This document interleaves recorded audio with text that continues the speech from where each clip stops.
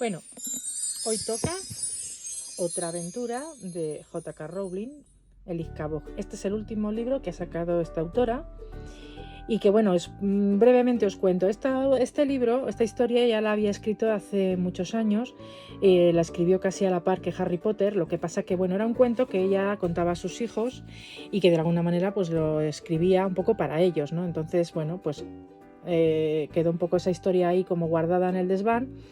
Pero ella decidió, cuando ya con esto de la pandemia, pues rescató esta historia y decidió volver a escribirla, escribirla o terminarla de alguna manera o añadirle algunas cosas. En principio, bueno, es una historia que ya pues no le daba mucha importancia, pero sí que es verdad que decidió un poco animada por sus hijos, sobre todo Mackenzie, que debía ser que le gustaba mucho esta historia, pues siempre le decía, venga, ¿por qué no escribes esa historia o la terminas? Y entonces, bueno, pues ella un poco con esta situación decidió hacerlo. Bueno, dicho todo esto, la historia realmente, tiene un contenido bastante grande porque son 200 y pico páginas.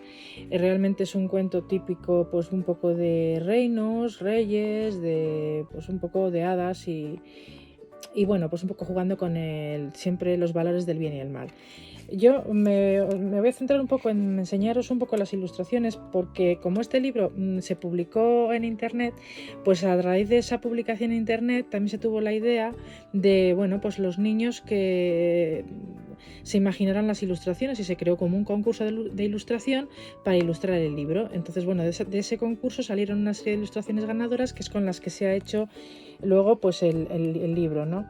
Yo he reseñado algunas ilustraciones un poco que os las quiero enseñar, más que nada para que veáis un poco también la imaginación de los niños, cómo se imaginaban el Izcabog. Bueno, pues vamos con más ilustraciones, que yo aquí he seleccionado varias. ¿Ves? Porque los niños, pues bueno, cómo se iban imaginando la historia, ellos la van plasmando. Resulta muy curioso cómo dibujan al Izcabog, porque cada niño se lo imagina de una manera diferente.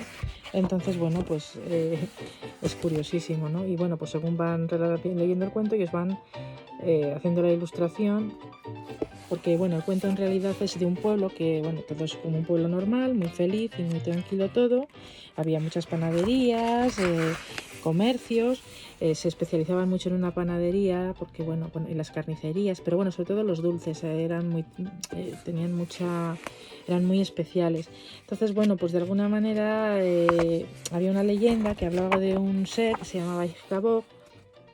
Y bueno, pues los padres se lo solían contar a los niños como un poco pues el típico cuento nocturno, como leyenda del pueblo y demás. Pero parece ser que las leyendas a veces pues pueden convertirse en realidad.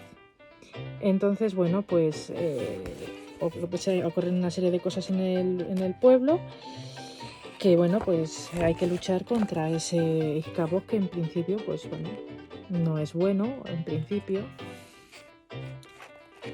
Os estoy enseñando un poquito las ilustraciones porque verdaderamente es que son muy bonitas, o sea, me encanta, la verdad. Ahí veis que salen los niños, los nombres y de dónde son. Entonces, bueno, pues sí que es verdad que es curiosa esta idea y sobre todo le da un empaque al cuento pues bastante bien. A mí por lo menos me parece original. Sí que es verdad que las ilustraciones pues cada niño se lo imagina de una manera, entonces bueno, se ven también las edades, pues como unos niños pueden dibujar de una manera, de otra. Yo, por ejemplo, a mí hay una serie de ilustraciones que me llaman poderosamente la atención, ¿no?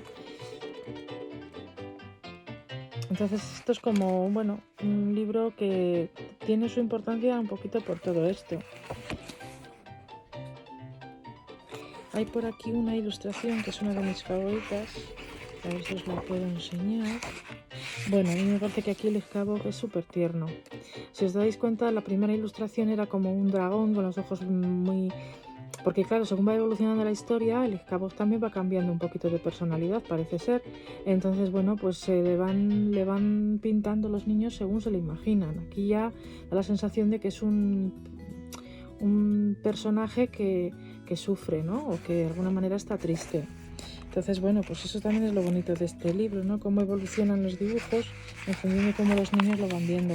Aquí ves, pues la protagonista, que debe de ser una niña que se llama Daisy, pues está aquí hablando con el Izcabog. A mí me parece muy tierno este cuento, la verdad. me dan ganas de leerlo.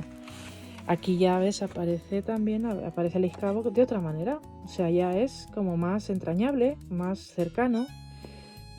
Por eso os digo que bueno, que lo bonito de esta historia, yo creo que aparte de la historia que puede ser chula, este debe ser un personaje que, bueno, debe de tener su controversia en la historia, entonces bueno, que le dibujan también de una manera bastante peculiar. Y aquí, por ejemplo, en esta última ilustración,